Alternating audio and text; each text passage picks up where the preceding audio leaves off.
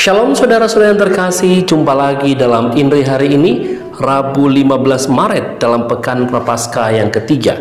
Semoga Anda dan keluarga sehat adanya, dan mereka yang sakit kita berdoa semoga segera dipulihkan. Injil yang akan kita renungkan pada hari ini dari Injil Matius bab 5 ayat 17 sampai 19. Dalam khotbah di bukit, Yesus berkata kepada murid-muridnya, "Janganlah kamu menyangka bahwa aku datang untuk meniadakan hukum Taurat atau kitab para nabi. Aku datang bukan untuk meniadakannya, melainkan untuk menggenapinya. Karena aku berkata kepadamu, sungguh selama belum lenyap langit dan bumi ini, satu iota atau satu titik pun tidak akan ditiadakan dari hukum Taurat sebelum semuanya terjadi. Karena itu, siapa yang meniadakan salah satu perintah Taurat, sekalipun yang paling kecil, dan mengajarkannya demikian kepada orang lain, ia akan menduduki tempat-tempat yang paling rendah di dalam kerajaan surga.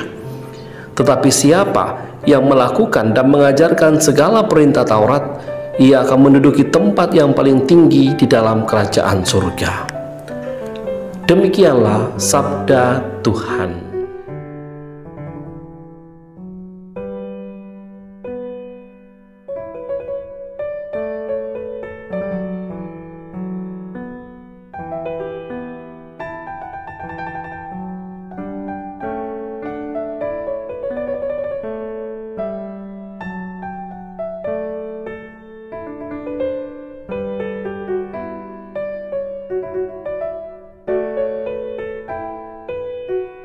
Saudara-saudara yang terkasih, pertentangan antara Yesus dan orang-orang Farisi dan ahli-ahli Taurat mengenai hukum Taurat membuat orang berpikir bahwa Yesus datang untuk meniadakan atau mengubah hukum Taurat.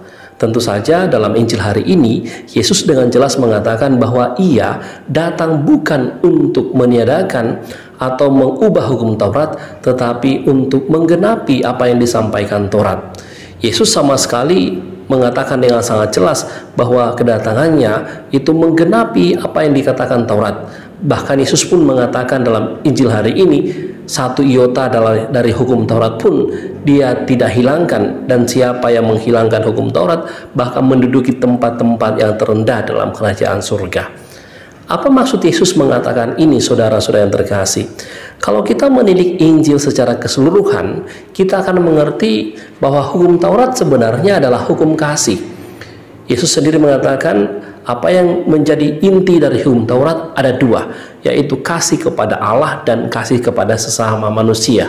Kasih kepada Allah ditunjukkan dalam penyembahan kepada Tuhan dan peribadatan yang dilakukan. Sedangkan kasih kepada sesama ditunjukkan dengan membangun keadilan di tengah masyarakat. Yesus mengkritik ahli-ahli Taurat dan orang-orang Farisi yang jauh dari Taurat. Mereka mengajarkan hal-hal yang baik, tapi mereka sendiri tidak memikulnya. Itulah yang dikritik Yesus. Yesus mau mengembalikan orang yang menjadi murid-muridnya untuk kembali kepada hukum kasih ini. Oleh sebab itu, saudara-saudara yang terkasih, apa yang diajarkan Tuhan tidak bertentangan dengan hukum Taurat, malahan mengembalikan kasih itu kepada hal yang perlu kita laksanakan sebagai umat beriman yang diperintahkan Tuhan kepada kita. Nah, ini juga sangat relevan dalam kehidupan kita sampai saat ini. Bagaimana kasih kita tampilkan dalam kehidupan kita? Sudahkah kita menunjukkan kasih kepada Tuhan dan kepada sesama? Sama dengan hukum Taurat, kasih kepada Tuhan ditunjukkan dengan penyembahan kepada Tuhan, menunjukkan bagaimana diri kita hidup sesuai dengan ajaran-ajaran Tuhan, dan juga kita terlibat dalam persekutuan, berpartisipasi dengan kebersamaan dengan umat lain, umat beriman lainnya, untuk bersama-sama memuji dan memuliakan Tuhan. Dan kasih kepada sesama ditunjukkan dalam kehidupan kita. Kita mengaktualkan iman kita itu dalam tindakan yang konkret dalam kehidupan kita. Kita membagi kasih itu melalui tindakan kita, perilaku kita, kebiasaan kita untuk bersolidar dengan orang-orang yang ada di sekitar kita. Apalagi masa APP ini, masa puasa dan pantang ini, kita diajak secara khusus untuk mau membagi kasih kepada orang-orang yang ada di sekitar kita. Dengan demikian, saudara-saudara yang terkasih, dengan melakukan tindakan kasih, harapannya yang dikatakan Tuhan dalam Injil hari ini, kita menduduki tempat-tempat yang baik dalam kerajaan surga. Semoga saya dan Anda dalam kehidupan ini senantiasa mau berbagi kasih dengan sesama. Tuhan Yesus memberkati kita semuanya. Amin.